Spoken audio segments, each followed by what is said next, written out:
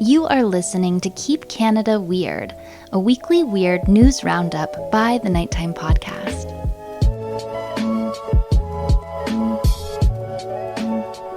Hello, listeners, and welcome back to the weekly Keep Canada Weird discussion series. If you're new here, Keep Canada Weird is the venue in which my pal Aaron Airport and I seek out and explore the more offbeat news stories that played out over the past week. In tonight's episode, which we recorded on December 12th, 2023, Aaron and I continue decorating this place for the upcoming visit from Santa Claus. We give the gift of scam prevention by discussing the thumbtack trick and the truth about those Taylor Swift tickets being sold on the internet. We're going to sing carols around Orillia, Ontario's Christmas tree, which is said to be the ugliest in Canada. And, well, we'll do our best to forgive the police across Quebec who've been wearing weird pants to work. Let's get into it.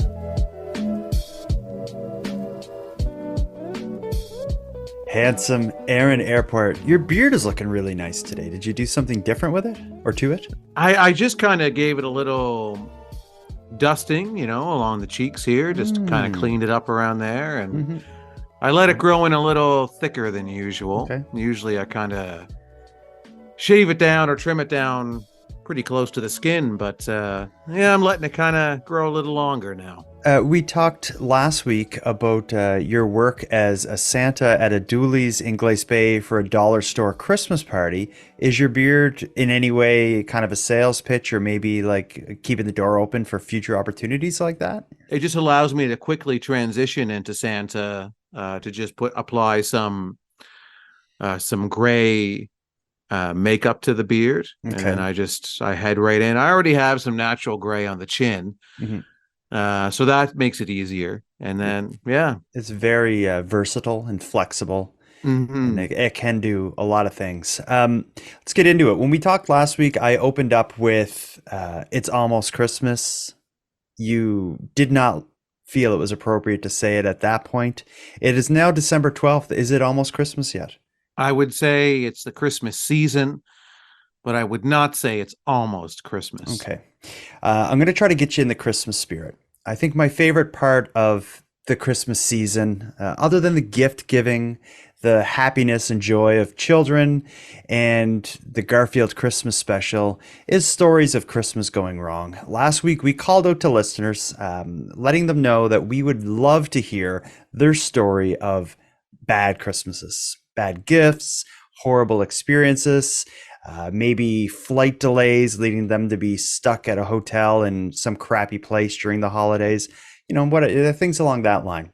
I'm compiling these stories with the plan of maybe doing some kind of a Christmas special, but just to maybe grease the wheels a little bit and get people more willing to hit pause on this podcast and go to nighttimepodcast.com and send us their bad Christmas story. Let me play one I just got. One of our Keep Canada Weird correspondents, Kitty, she shared us her bad Christmas, and we'll call this story Mr. Parker. Listen to this. Ooh. Hi, John and Aaron. It's Kitty here, international correspondent for the UK and Ireland. Thank you for my monthly check for the important work I do. It was received promptly as usual. I have a story for you about a bad Christmas. So this Christmas, I was around 7. My sister would have been about 5. It started on Christmas Eve when my dad came back from the pub with a man I'll call Mr. Parker, who was rather loud and the worse for wear.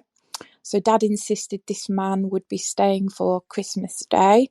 My mum was not happy. So Christmas Eve that year, I remember lying in bed, listening to them fighting on the stairs about Mr. Parker being there. So Christmas morning, me and my sister woke up early, really eager to get into the living room, to get the presents under the tree. We knew there was chocolate there. So we ran downstairs enthusiastically. We burst through the living room door, and we were knocked back by this awful smell of gas. This man obviously had some kind of gas problem. But we went in, being bold, being kids, and there was Mr. Parker. He was slumped on the sofa. His mouth was open. He was snoring. There was a bottle of empty whiskey lying on its side on the floor. One of our dinner plates was on the floor as well, covered in ash and cigarette ends. We ran out. So the day kind of went downhill from there. Mr. Parker eventually left the living room about late afternoon, and we finally got in and got the chocolates. But yeah, long wait for Christmas Day, and I understand if you don't play this story because it is pretty disgusting. But yeah, bad Christmas. Anyway, happy Christmas to you both. Take care. We all have a friend that's Mr. Parker, but I think we also all have the sense to not have him crash on our couch on Christmas Eve. Yeah. What he should have done is before he brought him home, he should have dressed Mr. Parker up as Santa Claus. Put the suit on him, put the beard and the wig and the hat and everything, and then laid him on the couch. And then that would have made it a bit more pleasing to the eye as the kids woke up in the morning and found Mr. Parker passed out after farting next to all a night. plate full of ashes and butts. Well, I'm thinking like Kitty and her sister had a bad Christmas having Mr. Parker there throughout it, but it sounds like Mr. Parker had a pretty awful Christmas. Imagine how bad your life is where on Christmas Eve, drunk, you crash at your friend's house and wake up like, hung over on their couch as their kids are opening their presents and stuff. Like that sounds like the end result of a life of bad decision making. But for someone like Mr. Parker, that is just another Christmas to him. That's how he spends probably all of his Christmases. True. So he woke up in a normal situation for him. Yeah, he's like this. Yeah, par for the course. When's Mr. dinner? Parker. Thank you for sending that, Kitty. And for other people, for other listeners out there with a bad Christmas story, we want to hear about it. But we don't have time to hear about it tonight because we have a mission to keep Canada weird by highlighting the weird, unique, offbeat, unusual, unsettling, unexpected news stories that played out across our great nation over the last week. For tonight's episode, we're going to be talking about thumbtacks and Taylor Swift. We're going to be talking about Orillia, Ontario's butt ugly Christmas tree. And then we're going to talk about the police with weird pants in Quebec. But first, let's hear an update on one of last week's stories. Is that all right with you, Aaron? Yeah, I'm very happy about this update. So let's get into it. This is a great update. Of course, we're talking about Crosby the cat. When we spoke last week, one of the stories we covered was the stolen cat. It was a 12-week-old kitten named Crosby. We heard how he was taken out of his cage from a Waterloo Pet Value, shoved in some man's jacket. The man flees the store. A foot chase ensues, but the man gets away. He's caught days later and arrested and charged with theft. But at the time of recording last week, Crosby the cat was not found. The man was captured, but the cat was not found. We have an update. Here's the latest on the story of Crosby the cat. The cat came back. Crosby the kitten was stolen from a pet store in Waterloo almost 2 weeks ago. Questions swirling about where he was and if he'd find his way back. Well, finally last night, the rescue group and the community have been waiting for. CTV's Stephanie Davis with more on the feline's journey. It may look like typical kitten behavior, but for Crosby, the last couple weeks have been anything but typical. On November 24th, he was stolen from a Pet Value store, and no one knew what the outcome would be. The fear for him, because he's so innocent, and just everything involved. It's such a roller coaster. Last week, the man who allegedly stole the kitten was charged with theft, but Crosby remained missing until Wednesday. Someone had him and wished to return him to us. Staff from Pet Patrol, the rescue that owned Crosby, picked him up. They pulled him out of their coat, and that was it. We knew that was our boy. Pet Patrol says the people who returned the kitten were kind, but as promised by the rescue, no questions were asked. It's our understanding that he was in 4 different places in that 10-day period of time and was sold twice.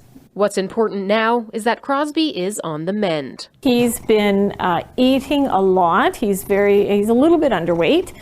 He has a little bit of a cold, playing with every toy that's in his foster home. Credit is being given to community support. And that's what brought him back to us. Strangers following up every day with the store where he was stolen. Just a lot of people wondering, almost every person coming in is wondering about if we have any updates or anything. And while a family was already lined up to adopt Crosby, Pet Patrol has many others looking for a home. We do have quite a lot of cats in our care right now, and so there are a lot ready and available for adoption. Crosby is now recovering at a foster home and preparing for the next chapter in his already action-packed life. We'll just give him a couple of weeks and just to be himself in one place and to just be a happy little kitten. That's a good update. I wasn't sure where that was going to end. When they found the guy without the cat, and if he didn't say right away where the cat was, I thought, this is not going to end well. But I don't really know what happened to the cat, but it does sound like this type of story you would hear about some like weird like human trafficking ring or something. Like, how over the course of a week did the kitten go through 4 separate homes and sold twice? What is this bizarre. market? There's some bizarre market for kittens that I can't understand. And I know this time of year, cats, like there are some places, or at least they used to do this, where they won't let you, like the SPCA used to do this, where you couldn't purchase a pet this time of year, because what would happen is somebody would buy, like, say, a cat or a kitten as a Christmas present. Mm-hmm. And then they would have buyer's remorse shortly after Christmas. So then they would notice that after Christmas, somebody didn't like their gift, getting a cat, and then it'd be returned all the time. Yeah, I could see that. Or the same reason maybe they would be a bit hesitant to give people Easter or give people bunnies at Easter or something like that. But yeah, even still though, to buy and sell a cat twice, like did like some guy steal the cat, sell it to someone, and then they tried to like flip it for profit? Like, I'm just wondering I don't know, maybe this guy steals the cat again, he sells it to somebody, they buy it, then he breaks into their house and steals the cat from them, and then goes and sells it to somebody else. Just keep reselling the same cat over and over and over again. Whatever it is, I'm glad Crosby is safe and sound in a foster home that is all legal and planned, and nobody's trafficking kittens anymore. Yeah, it's nice to get a good update on a story once in a while, because that story kind of left me feeling a little unsettled when we covered it last week. So to immediately come back this week and have a happy ending to it is a Christmas miracle, we'll say. It is a Christmas miracle.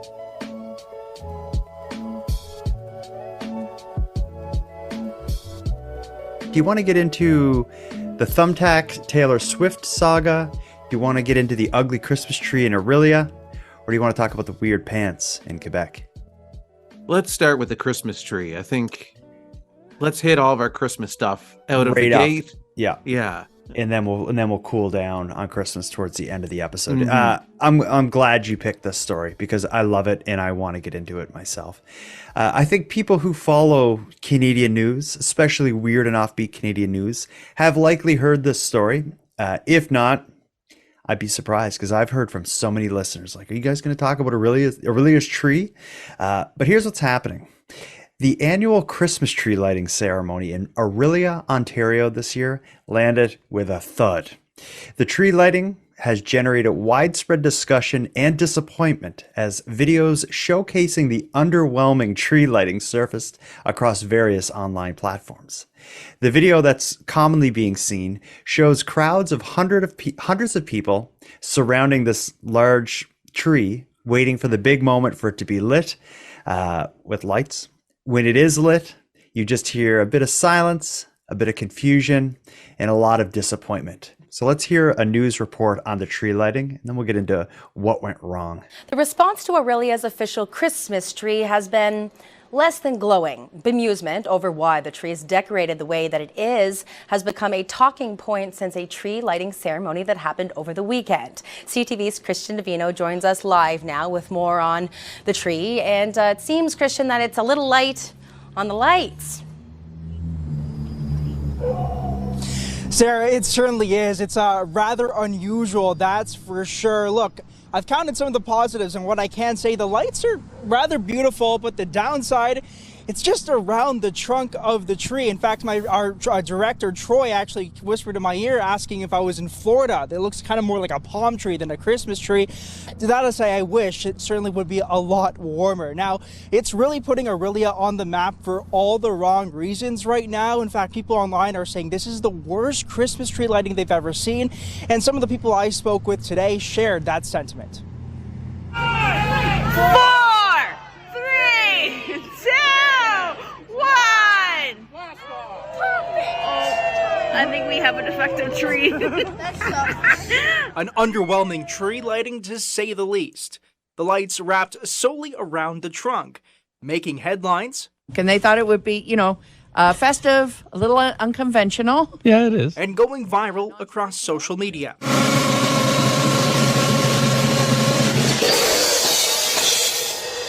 Orillia's Christmas tree, the talk of the town for reasons not quite so festive and jolly. That's the first time I've ever seen it where it's basically like a tree trunk lighting. A little weird. Definitely. Yeah, definitely. And nothing in the branches. Yeah, that is an interesting thing, yeah. One woman finding the joy in the whole situation. They were great. Always good. You thought it was good? Yeah. But overwhelmingly, a question of why. I don't know about that. Well, that's the tree up there, huh? Yeah, I know, but is this a half of... No, it's the whole tree. Look. It's a half of lights. Sure. Yeah, well, why didn't you just decorate the whole thing? Eh? Longtime city councilor Ralph Cipolla has been fielding those same questions nonstop. Some of the comments have been humorous, but you know what? It's for the kids. The kids love the Christmas tree, and this does not represent a Christmas tree. The reason, according to Cipolla, is one of age. The tree's branches too weak to hold on to Christmas lights. Now he's asking the rest of city council to bring in another to hold a second lighting. If you look at other cities like Barrie, Toronto, they have huge, big Christmas trees, and I think there's no reason why we can't have one the same. And I spoke with the company that actually decorated the tree. They told me that this is certainly the weirdest way they've ever strung up Christmas lights. However, they do certainly find a lot of humor in the fact that this is going viral online, Sarah. Thank you very much, Christian. It's something to be known for anyhow. That's Christian Davino reporting live from Orillia tonight. Oh, I love that news clip. There are so many cool moments in that, but for people who aren't seeing the visual aspect, the visual side of this and seeing the actual tree getting lit up, why don't you describe it, Aaron? What is it? How would you describe this? Well, it's just the trunk, obviously, that you heard from the story, but it does, like they say, it does look like a palm tree because when just the trunk is lit up and all of the branches that aren't lit up are just kind of hanging down. And it does look like a palm tree to me too. You see a column of light, and when they're saying the trunk is lit, like what is happening is it's a I don't know what type of tree, if it's pine or spruce or whatever, but it's a tall evergreen tree, kind of in the center of town square. It looks like, but I guess it's in such bad shape the branches aren't strong enough to hold the lights. So what they did was the entire way up the tree, they have the lights wrapped around the trunk the whole way up. So when they're lit, it looks just like a big column of light, as if you tried to decorate a palm tree, I suppose. It looks ridiculous.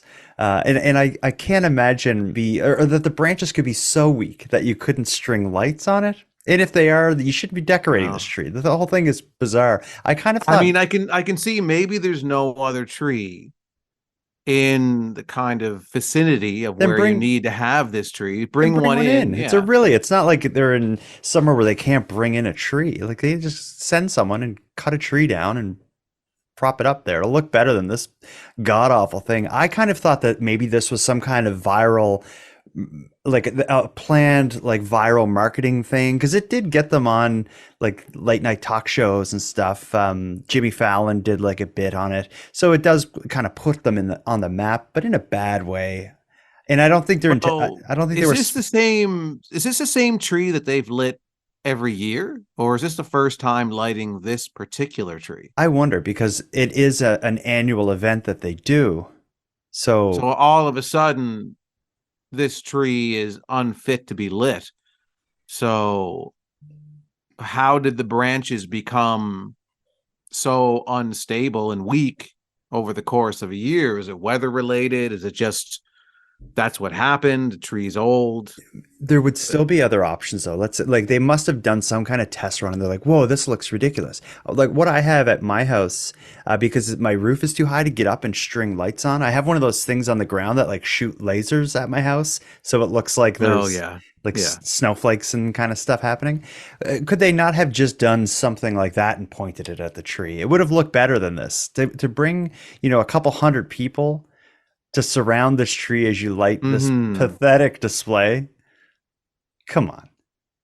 Yeah, I think I do feel for them though, because it was probably the type of thing where it had to be done. Obviously, it had to be done by now. They couldn't wait any longer.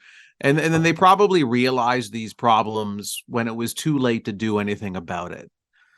Because they didn't have this problem in prior years, or we would have heard about it, I assume. So the problems that they ran into with this particular tree lighting were just probably too late to fix. So they're probably like, you know what? We'll just light the trunk and we'll just see what happens. Maybe it'll look cool. Maybe it'll look dumb. But what else are we going to do? We can't get a tree in at this point in time. There's probably too many logistical issues for them to solve.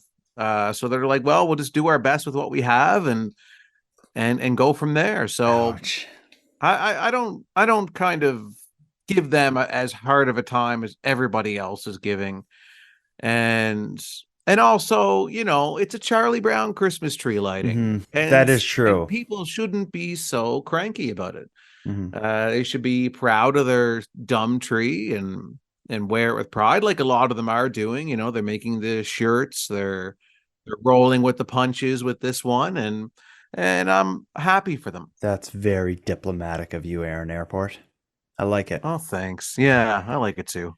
All right. We wish you the best, Orillia. Hopefully in future years you find another tree to decorate or find a way to decorate. I disagree. No, I think they should do this one the exact same way now every year, because now this is their trademark tree, and their goal should be going forward is to try and make it worse each year. Okay. Yeah, we'll see what happens. And people will show up like, how bad is it going to be this year? How could they possibly make it even worse than last year? And then that'll be the fun of it. You know what else is bad and worse than last year? Scams. The scams that are plaguing this country, taking money, hard-earned money, out of the pockets of our vulnerable and gullible. And that's why I want to get into these two stories of two scams that are trending in Canada as a result of the frequency that they're happening, as well as, I guess, in one case, it's just so bizarre that it's trending because people are talking about it. Do you want to hear the story of the thumbtack scam or the Tay-Tay tickets scam? Tay-Tay tickets. You want to hear it? All right, let's go. Tax, Tay-Tay.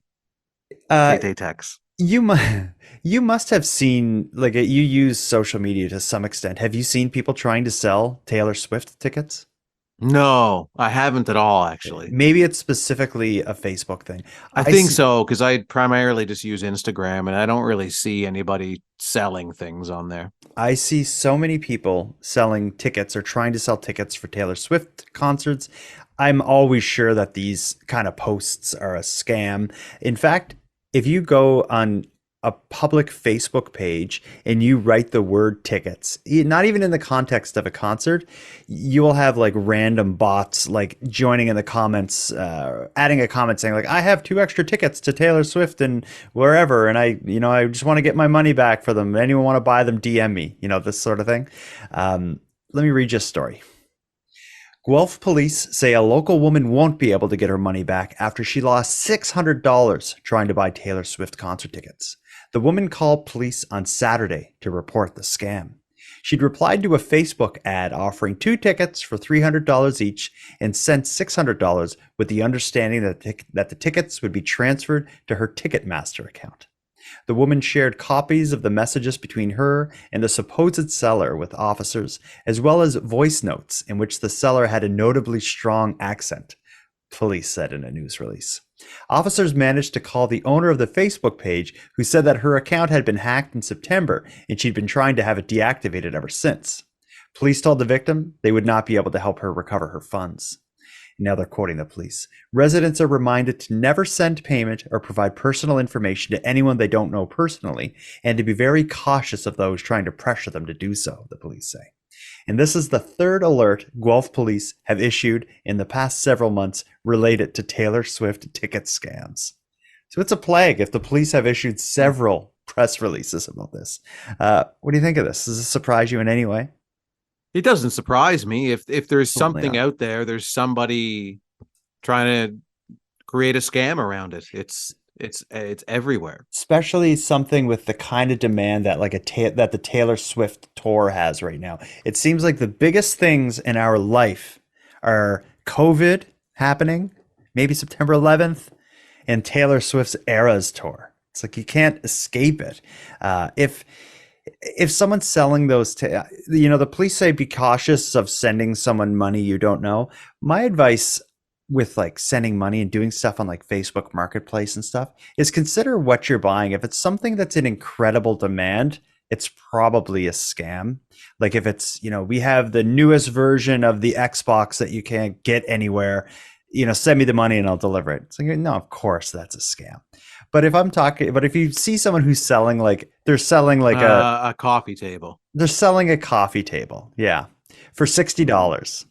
I wouldn't be too worried about sending them the money in advance, because the scammer is not going to, or is less likely to choose something like that as the bait. They're going to go with Taylor Swift tickets or the new Xbox or, these sorts of things.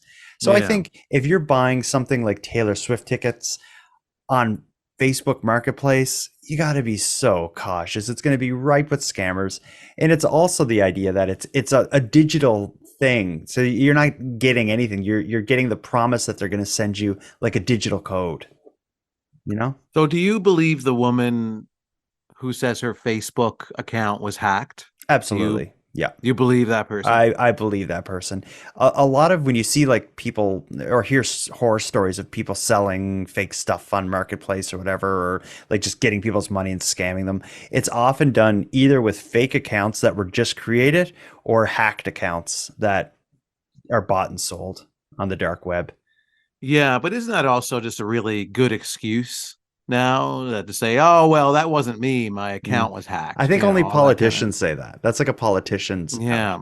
I think I wonder, though, as the technology becomes ever more ingrained in our physical bodies, as augmented reality becomes more of a widespread thing that people use, as eventually we're microchipped and everything that we see is like, it's inside our bodies and we see it with our eyes right in front of us. I think we call that something. The word for it is the singularity. And I think the singularity is the concept, the idea that like humans merging with technology.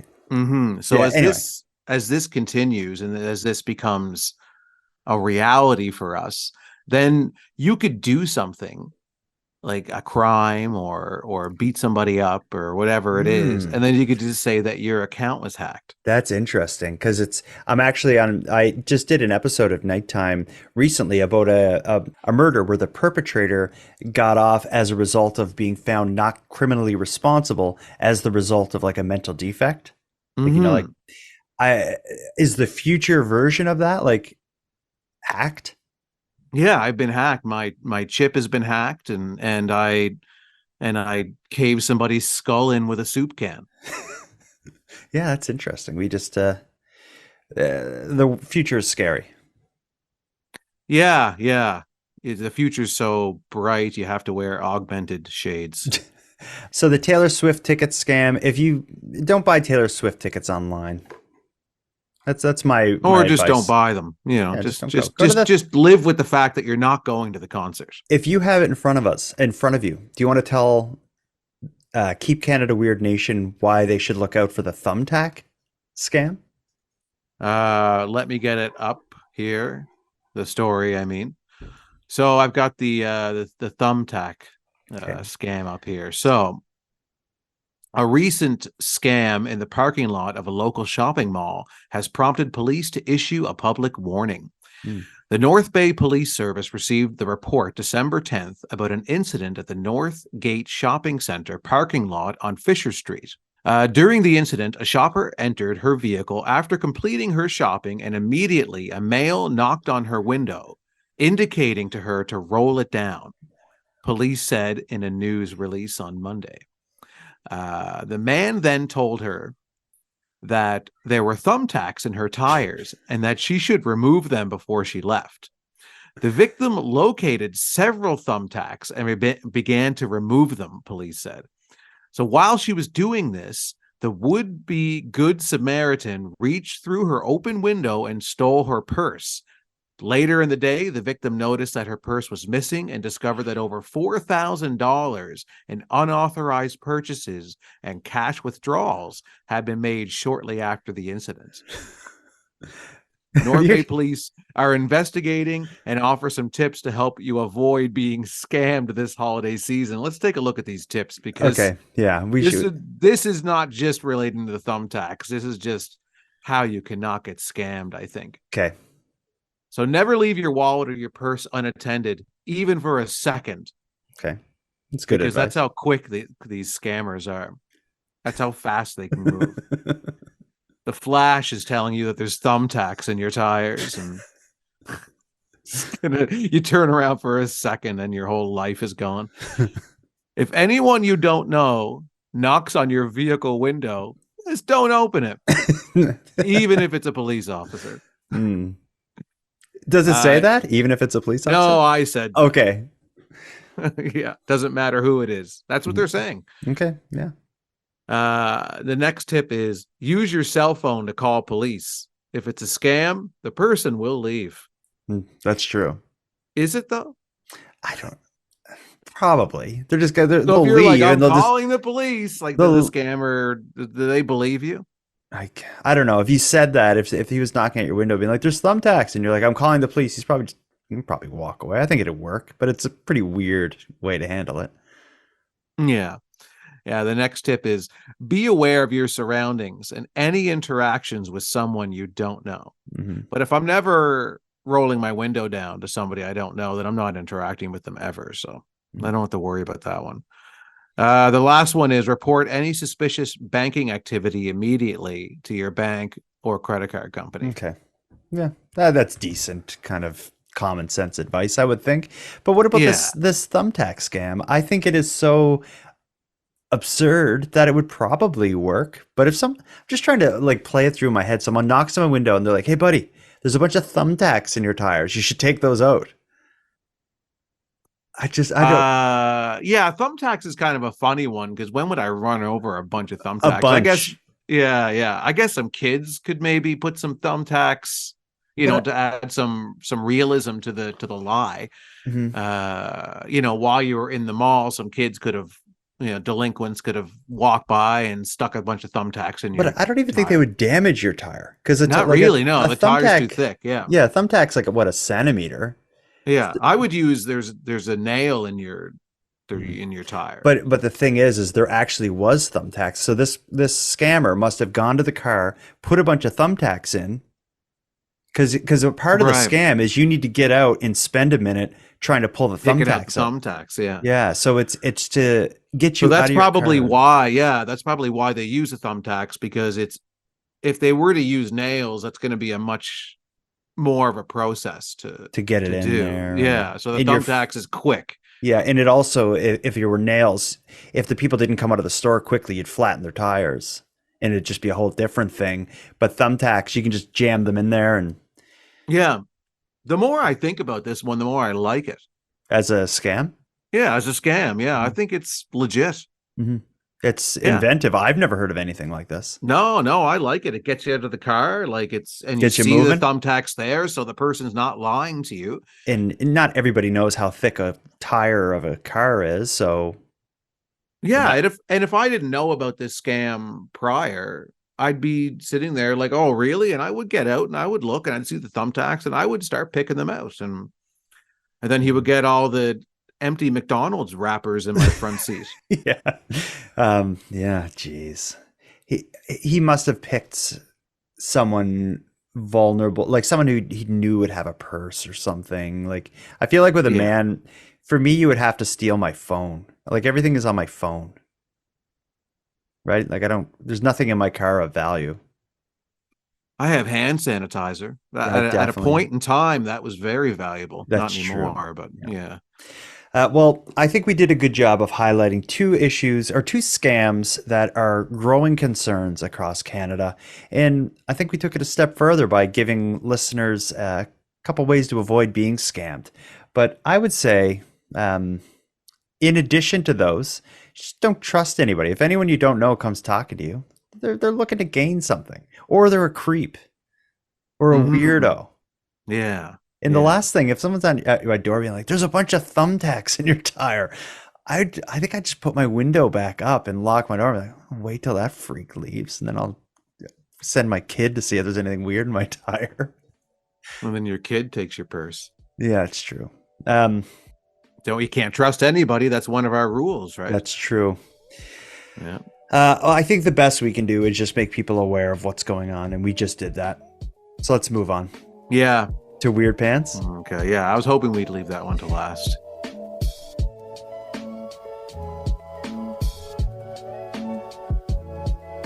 We're going to be talking about a situation playing out in Quebec. This involves a type of protest being waged by, they're called the Sûreté de Québec, or the SQ. It's the Quebec Police Force. And the police force is currently in the middle of a contract negotiation that isn't going well. In fact, the police officers are increasingly dissatisfied with the progress being made in the contract negotiations with the provincial government. The staff, or the police officers, or the police force would consider striking, but police officers can't go on strike. I guess there's some kind of law against that, and I think that makes sense. So in lieu of striking, they're trying to put pressure on the provincial government in these contract negotiations in a rather creative way. They're doing it with the power of weird pants. Listen to this. It's the return of the pink fluorescent camouflage pants, or even the classic light blue dad jean. Quebec Provincial Police will be modifying their wardrobe as contract talks with the government continue to stall. Sûreté de Quebec officers will be sporting colorful trousers in a move to show their discontent with the ongoing negotiations with the Legault government. The pressure tactic has been seen in the past by police forces, as they are not permitted by law to go on strike. In September, the majority of the 5,700 union members rejected the agreement in principle. The government is offering a 21% increase over 5 years. In a statement, union officials said, given the situation, we unfortunately have no other choice than to resort to a means of visibility that carries a message of dissatisfaction. The Quebec government currently has its hands full with a crowded negotiating table with many public sector unions. Pressure is mounting on all sides, and many worry that the hope of having this resolved by the end of December is becoming less and less likely. We do get caught up in like kind of labor dispute stories. Remember we had in Montreal, I think it was in Montreal, there was the graveyard that went on strike. Yeah, the cemetery, yeah. And but now, but this one's new to me. The police can't go on strike, so to show dissatisfaction, they're going to start wearing weird pants while working. And during the video clip that we aired, you could see them, a couple officers on duty who had like bright pink camouflage pants and just weird pants on, but the top of their uniform was normal. What do you think? Yeah. So what are they achieving with this? I think they're just showing people, like, I guess look at my funny pants. I'm going to wear, until you pay us correctly or whatever, I'm going to wear weird pants to work. I don't know if it does the purpose. It does their point, though. I don't think. No, that's what I mean. Like it's not going to get them any further in their disputes. So it's just, I was like, well, just wear the weird pants then if you want to. But so they're just standing around with weird pants on, and nothing's getting done. And just going about but their stuff is getting done. They're going about their day. I just mean like in terms of the negotiations between the union and how could it have any effect on the negotiations? Yeah. There's like nothing productive in terms of their union and management or whatever. They're just looking City weird. Hall, whoever it is they're arguing with. Yeah, and they're not showing up to the contract negotiations in weird pants. They're going to work looking odd. In the news clip, a lot of them are wearing like military style pants, like that's camouflage pants. Yeah, that's a different. Is that the weirdest they could find? I don't know, because that's kind of a different kind of message. That message is like, get this contract negotiation back on track, or we're starting a militia. Is kind of that what I get from that. But I was more interested in the people who were taking the route of wearing bright colored and just odd pants. But whatever the purpose is, and it doesn't make any sense to me. And in this clip, it seems like this is something that has been done before. Is this a thing where police officers will wear weird pants to work? I guess. I don't know. I've never heard of it. But then, like, after a while, if this, we'll use, quotes around this, or like, it's this strike, we'll say, if this goes on for a while, then how many weird pants do you own that it's not going to just become something that blends into the background? Like if you walk by and the same traffic cop every day has the same pair of bright pink pants on, then eventually you become numb to it. And then it's really doing nothing. Well, I think then you just got to raise the bar. You're going to see cops with weird hats or talking in accents. But then they have to go out and buy all this stuff. Is the union paying for these weird pants? I would hope so. When you go on strike, the union pays, your wages or whatever while you get your strike pay. I hope the union is paying for their pants if they got to get new pants, or if they decide to take the route of going with weird hats or something, the union should cover the cost of that. And if they don't have the money, then they should do something like, we're going to talk in pirate accents or whatever until this contract negotiation gets back on track, and see how people like it would be better if they just fully dressed up in costumes, but I guess they probably can't go that far. The pants is probably the furthest they can go, because it's not covering up like any kind of a badged area that they have. True. Like like their jackets and those things are what carry the logo of them identifying themselves as police officers. Their hats as well. The pants is probably, their pants and shoes are probably all they have to work with. What about this? In the live chat of the YouTube live stream, Thomas C suggests cops with no pants. Now that might get some real attention. Yeah, but then they'll get arrested because they'll be... Well, who's going to arrest them? If they want to make a point, they'll have to arrest themselves because they can't stop doing their job. Oh man, that would be interesting. But if they all weren't wearing pants, I don't know. I don't think it'll come to that. They can't break the law. They can't break the law. Yeah, realistically, they can't break the law. They can't expose themselves. And it's the winter too, so like if they're just in their underwear, then they're gonna freeze. Okay, well, I think weird pants is you know what? It sucks to be a cop. If the most outrageous thing you can do to protest, whatever the conditions are, or pay, or whatever the contract negotiations are about, the most aggressive thing you can do is wear like unusual pants to work. You still got to do your job. That's show all up they on have. time. It seems like the more we talk about this, the more we realize, it's the only thing they can do. That sucks. It does suck. But I just think that they need to. I don't know what they can do. I don't know. Yeah, I guess I feel for them. I really do. Yeah, if the pants don't work, then that's it. Your back's against the wall, and your one play is weird pants. That's it. Yeah. First day of the strike, you're walking out in weird pants, and then the last day of the strike, you're walking home with weird pants on. Oh man. Well, what a week. There's no degrees. Yeah, there is no degrees. What a week. We've had a plethora of weird stories. We made people hip to some scams.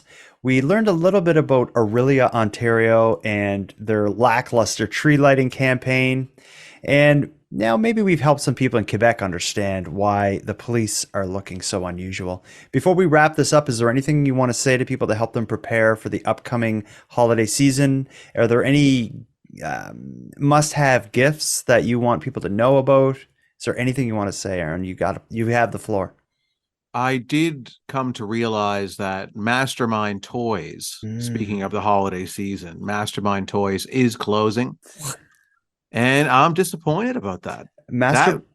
For people who that are, was my is that a Canadian? I don't know if it's Canadian, but if it isn't, or if it is, or if it's only East Coast or something, Mastermind Toys is kind of like a higher end version of Toys R Us or something. And here's another thing is people in the US, Toys R Us has already gone out of business in the US. That's still in Canada. There are 2 Toys R Us like locations very close to my house and a couple Mastermind Toys, which again, Mastermind Toys would sell like more higher end, I guess is how I would and a describe lot it. of educational toys, a lot of not just educational toys, but they do have a lot of toys that are more like science based or more kind of engaging, educational, those types of things. It's my go-to store for my nephews on birthdays, Christmases. Like anytime I got to get my nephew something, I just go to Mastermind Toys. I find something awesome. I just did a birthday shopping trip with my nephew. Like sometimes when I'm not sure what to get them, I'll just say, I'll take you shopping and we'll go out and get something to eat. And then we'll go and you can pick out whatever you want, within a budget, obviously. Okay. That's awesome. Yeah. And it's fun. And it's a fun kind of quality time thing. And so just 2 weeks ago, it was my nephew's birthday and I was really busy, so I didn't have time to go shopping. So anyway, so after his birthday, we found an evening where we went to McDonald's and then he wanted to go to Mastermind Toys. And he picked out some stuff there. So, but it's closing and I'm disappointed about that. Well, it's not closing right across the country. They're just closing I think the majority of their Canadian stores, but there is one near my house that's not affected by this. So really? Yeah, I know the one in Sydney in Cape Breton Island is, but I think there's like, I don't know how many there are, but there's like hundreds of them that are closing. And it doesn't surprise me. I think toy sales are struggling across the planet. Like, like I said, Toys R Us shut down in the US. Hasbro, which is a major toy and board game company, they announced today like 1,000 people are being laid off in the United States, and they're pointing the finger at the decline in toy sales. I think it's just when we were kids, toys were such a big thing. Everybody was into toys. We had big collections of toys. Christmas would come, you'd have all these cool new toys. I think nowadays kids, a lot of that money that would have gone to toys in the 80s and 90s is being spread between like video game companies, online platforms, like, in-game currency for different things. And, so it's just this idea of like a collection of plastic toys or wood or whatever toys. It's just not the big business that it once was. And when you think about the ripple effect that's going to occur here, as demand for toys goes down, that means eventually we're going to see layoffs in the North Pole because the elves' job is to build the toys.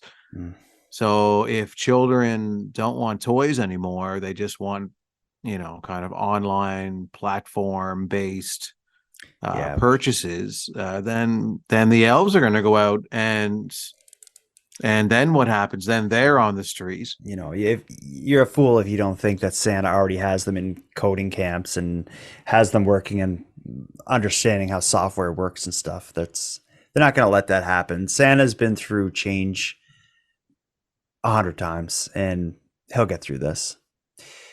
So I hope so, but not everything lasts forever, Jordan. And just like the career of a tenured elf, this episode also will not last forever. In fact, let's end it right now.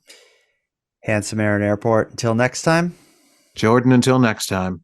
If you gotta buy a gift for someone, normalize giving someone cash. I'm always happy to receive cash. In fact, I encourage my kids to give their friends cash for birthdays. But Mrs. Nighttime often says that's so trashy. We got to get them a gift card. Mm-hmm. And I'm like, for Dollarama? And she's like, that's also trashy. Well, Jordan, until next time, if I'm in a mall parking lot in my car and you knock on my window, I'm rolling it down.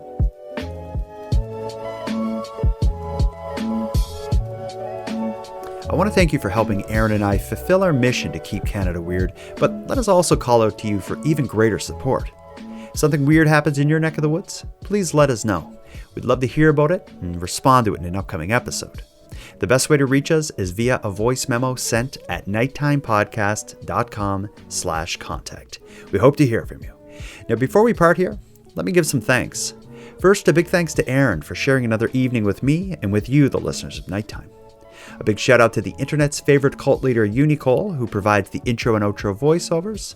And lastly, but most importantly, a massive thank you goes out to each and every one of you listening to Nighttime, as without your interest and your support, this show would be as pointless as it would be impossible. Now, on the topic of support, let me thank the newest subscribers of the premium feed. Kathy, Johanna, and Rob, thank you for going premium. And for anyone else who'd like to support the show, you can help us out here in a variety of ways. First of all, a premium feed subscription costs just a couple dollars a month, and that money funds the creation of the show. But the premium feed also gives you the episodes 2 days early, gives them to you ad-free, and gives you access to a full back catalog of episodes. If that sounds interesting to you, you can go premium at patreon.com/nighttimepodcast.